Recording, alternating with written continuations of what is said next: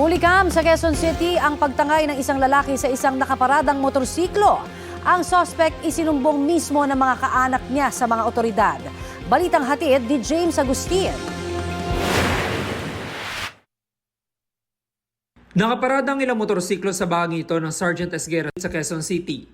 Masdan ng isang lalaki na lumapit sa isa sa mga motorsiklo at sinakyan ito. Ilang saglit pa napaandaran niya ang motorsiklo tsaka hinarurot.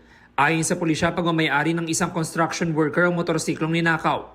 Pinarada niya yung motor doon sa gilid and babalikan niya sana kasi mag-inspect daw siya. So yung babalikan niya, naalala niya yung susi pala ay naiwan. E nung binalikan niya yung motor, wala na yung motor doon sa area. Ikaw ay may karapan ng manahimik.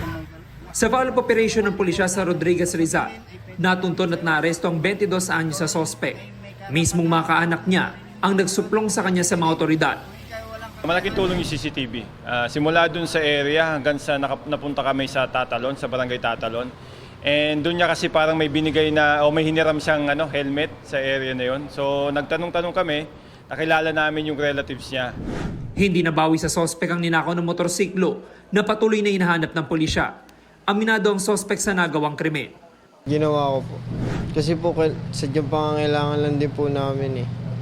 Saan mo dinala yung motorsiklo? Sa Montalban po. Kausap na po nila yung pinagbentahan ng motor. Pagkano mo nabenta? 14K po. Maharap ang sospek sa reklamong paglabag sa New Anti-Carnapping Act. James Agustin, nagbabalita para sa GMA News.